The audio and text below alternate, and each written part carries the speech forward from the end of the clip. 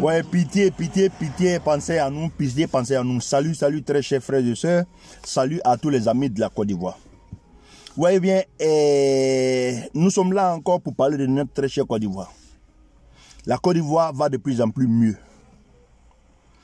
Mais au moment où nous devrions être là, de parler des projets de développement, d'expliquer aux Ivoiriens le bien fondé de la cohésion, le bien fondé du travail, du bien fondé de la paix, voilà que des individus méchants, des individus égoïstes, irresponsables, continuent de nous mener dans la boue. Je vais revenir sur ces individus-là, mais il faut que nous sachions de là où nous venons. Vous voyez bien, au temps du président Félix Houphouët-Boigny, l'Ivoirien était hospitalier, l'Ivoirien était respectueux, l'Ivoirien était épris de certaines valeurs qui faisaient vraiment la force de la Côte d'Ivoire, qui a fait sortir la Côte d'Ivoire, en tout cas dans sa léthargie, qui a fait sortir la Côte d'Ivoire, qui a mis de la lumière sur la Côte d'Ivoire. Et d'ailleurs, on appelait la Côte d'Ivoire un pays béni de Dieu. Je crois qu'on est béni quand on pose des actes de bénédiction. Voilà qu'arrive le président Henri Konan Bédié. L'Ivoirien a commencé à être fermé, l'Ivoirien a commencé à être méchant, l'Ivoirien a commencé à être égoïste, l'Ivoirien a commencé à rejeter tout ce qui est de l'extérieur. On se rappelle bien évidemment du concept de l'ivoirité. Arrive Laurent Gbagbo. Je ne vais pas parler de Guy Robert parce que pour lui ça a été un éclair. Arrive Laurent Gbagbo. Laurent Gbagbo qui prend cette politique-là et qui fait de cette politique-là une barrière. Sous le régime du président Laurent Gbagbo, l'Ivoirien est devenu méchant, encore plus égoïste. L'Ivoirien a commencé à exclure. L'Ivoirien a commencé à être irresponsable, arrogant, en tout cas bafouant toute cette dignité humaine-là. L'Ivoirien n'avait plus de considération pour la vie même. On se rappelle. Et les gens nous parlent de 3000 morts durant la crise post-électorale. Mais tout le régime de Laurent Gbagbo a été basé, des centaines d'Ivoiriens ont perdu la vie. Et puis, comme ça, comme il n'y a rien que se dit dans aucune enquête, aucune poursuite, aucun jugement, aucune condamnation. Et je me rappelle très bien que Simone Gbagbo a expliqué, Simone Gbagbo a donné de la valeur à un viol, à des viols des femmes. Inacceptable et inexplicable. En tout cas, on n'arrive pas jusqu'à présent à comprendre qu'une première dame arrive à expliquer un viol. On était là. Excusez-moi. Comme j'ai dit, sous le régime Laurent Gbagbo, on a connu des gens arrogants. Et le pire, on a connu des gens blancs comme neige, qui n'ont jamais rien fait. Il y a eu 3000 morts dans la crise post-électorale. Laurent Gbagbo n'est pas à la CPI, Laurent Gbagbo a été acquitté. Nous prenons les notes, nous ne justifions pas, ou nous n'allons pas contre des décisions de justice. Mais j'ai dit que avant même cette crise post-électorale, des Ivoiriens, des centaines d'Ivoiriens ont été tués. Et voilà. Et aucune enquête, aucune condamnation, et c'est comme ça. Au pouvoir de Laurent Gbagbo, c'était du désordre, Laurent Gbagbo, chef de file du pouvoir, président de la République, faisait un discours par là. Certains étaient à Yopougon en train de faire d'autres discours. À Marcory, il y a un autre discours qui sortait. Et à Cocody, il y a un autre qui sort. À Gaïwa, il y a un autre discours qui sort. Il dit que on ne peut pas gérer un pays comme ça. On ne peut pas gérer un pays comme ça. Ce qui nous montre que Laurent Gbagbo n'était même pas prêt. Lui, avec sa claque, sa bande là, il n'était pas prêt à gouverner un pays. Parce qu'on ne peut pas gouverner un pays comme ça. On se rappelle très bien. Regardez, aujourd'hui, Simone Gbagbo, première dame, ex-première dame de Côte d'Ivoire. Elle n'a tissé aucune relation. Regarde aujourd'hui, elle est aujourd'hui dans son petit coin, comme un citoyen lambda, un citoyen normal. Donc nous dirons que c'est un citoyen lambda, oui. Il faut se rappeler que n'importe qui peut être président de la République. Mais le président de la République n'est pas n'importe qui. En tout cas, il faut le noter et puis c'est ça. Le président de la République n'est pas n'importe qui. Mais quand on démontre que le président de la République est n'importe qui, c'est qui nous amène à la gestion que Laurent Gbagbo a suivie. En se pavanant la rue Princesse, en se pavanant dans les petits bistrots, tous les citoyens, en tout cas celui qui faisait une petite marche pour Laurent Gbagbo, avait son numéro de téléphone. Le président de la République n'est pas n'importe qui, comme je l'ai dit. Voilà. Et aujourd'hui, nous avons un nouveau pouvoir. Ou bien le président Alassane Ouattara, qui incarne aujourd'hui la société ivoirienne. Vous avez vu qu'au sommet même de l'État, le discours a changé. Le discours est beaucoup courtois. Les personnalités sont humbles. Il n'y a pas de discours discordant. Il n'y a pas de contradiction. Il n'y a pas de cacophonie. Il n'y a pas de... que voilà, M. Alassane dit quelque chose, la première dame dit autre chose, le ministre, je ne sais pas, tant dit autre chose. Non. Aujourd'hui, là, il y a une harmonie dans la gestion du pouvoir. Et pour gérer un pays, même une famille, en tout cas, il faut être responsable, il faut être rigoureux, et puis il faut avoir une bonne gestion. Nous avons vu sous le régime de Laurent Gbagbo, vraiment, on finira jamais de décrire ce régime-là. Mais aujourd'hui, le pire, comme j'ai dit, où on devait être en train de parler des projets de développement, le pire, c'est que ces gens méchants, ces gens égoïstes, ces gens irresponsables ont décidé de venir sur la place publique, venir étaler leurs faiblesses, venir étaler leurs carences, venir étaler leur égoïsme, venir étaler leur méchanceté simplement.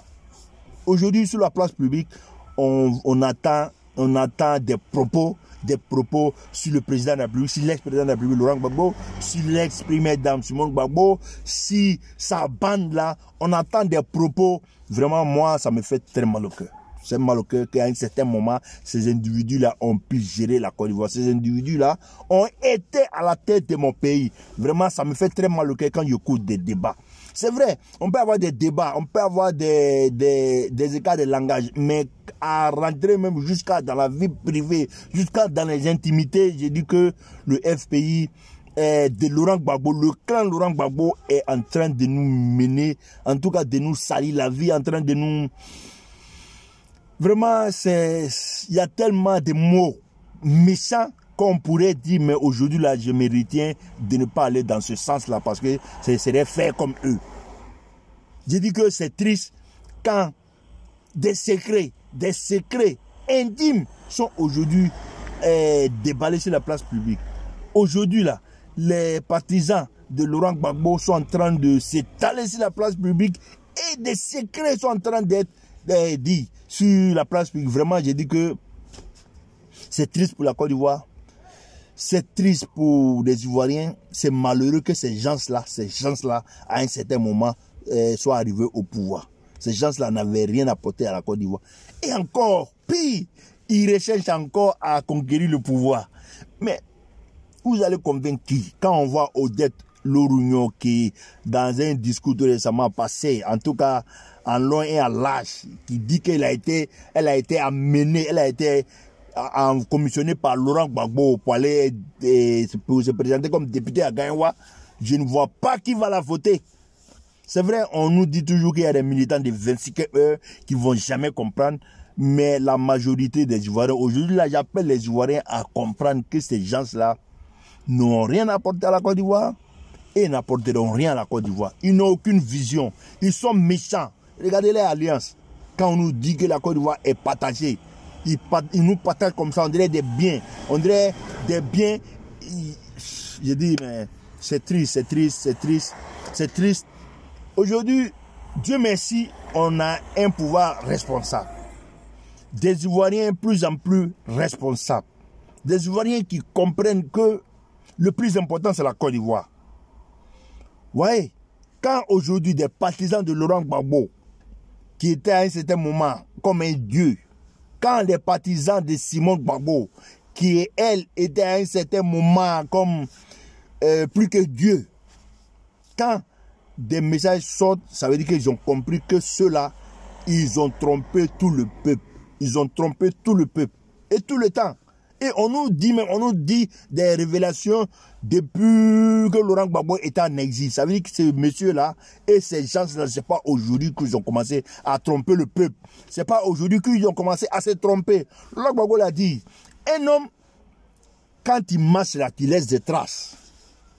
Ces traces-là, Laurent Gbagbo n'a pas laissé de bonnes traces. Entre nous, faisons en sorte que les traces que nous laissons soient des bonnes traces.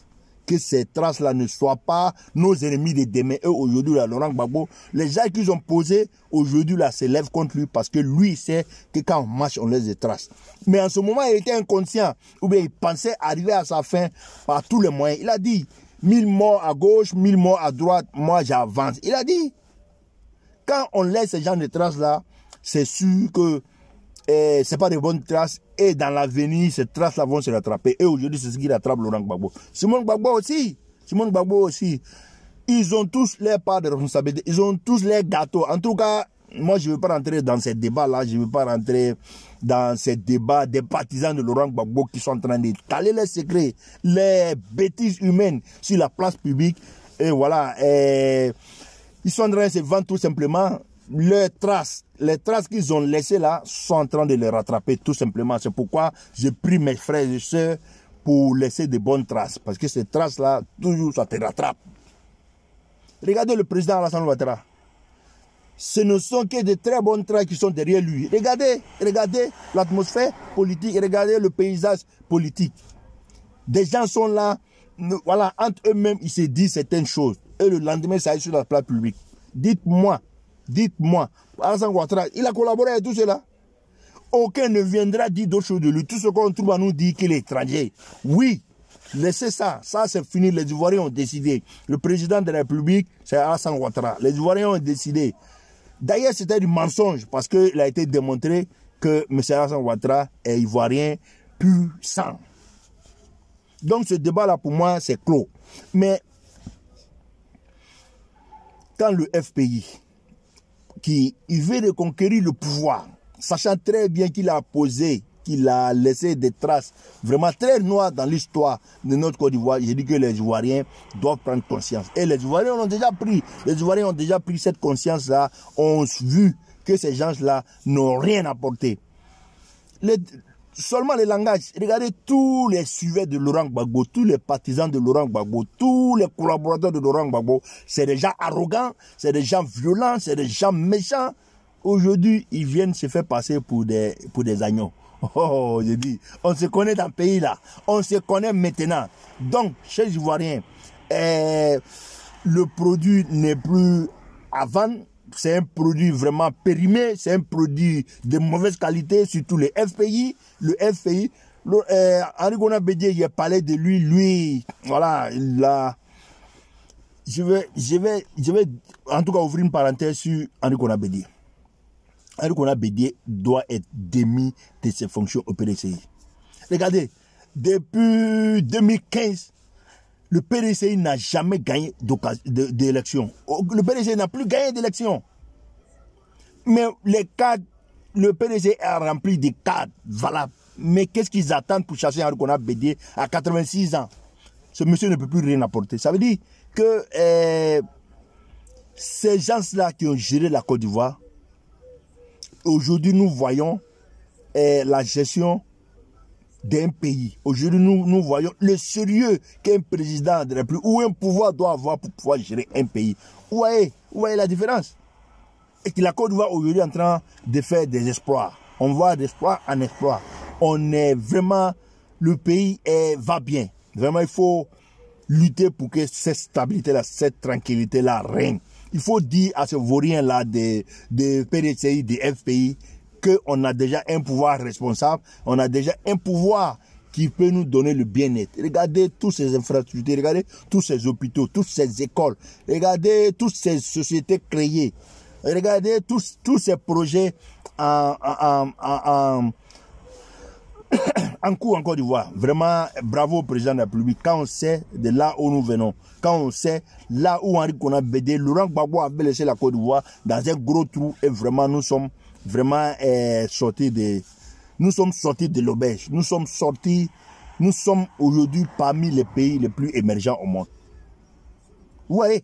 En tout cas, comme chers frères et sœurs, je vais finir sur ce message-là pour dire que c'est déplorable de voir sur la place publique ce à quoi nous assistons par le régime FPI, par ses responsables, ses plus grands responsables aujourd'hui qui... Les secrets, il faut les garder. Quand on est amis, c'est vrai, l'amitié, c'est un choix. Mais quand on s'est, à un certain moment, dit certaines choses de secret, d'intime, il faut savoir le garder. Il faut savoir le garder. Et ces gens-là, quand on nous montre qu'on n'a aucun secret, je vois que c'est très difficile de gérer un pays parce qu'un pays se gère avec beaucoup de secrets. On ne dit pas tout sur la place publique et ces gens-là, ils n'ont aucune considération pour le secret. Ils viennent dire tout sur la place publique, ils viennent s'insulter sur la place publique, ils se disent même des mots jusqu'à rentrer dans l'intimité. J'ai dit que c'est déplorable et voilà. Nous pouvons qu'être tristes pour ces gens-là qui à un certain moment ont pu être à la tête de notre beau pays. Vraiment, chers frères ivoiriens, restons sereins, restons lucides, sachons faire la part des choses. Aujourd'hui, la priorité, c'est la Côte d'Ivoire. Et la Côte d'Ivoire, comme je dis, se porte de plus en plus mieux. Vraiment, restons forts, restons ensemble, restons unis dans le travail et dans la discipline. Vraiment, je vous remercie.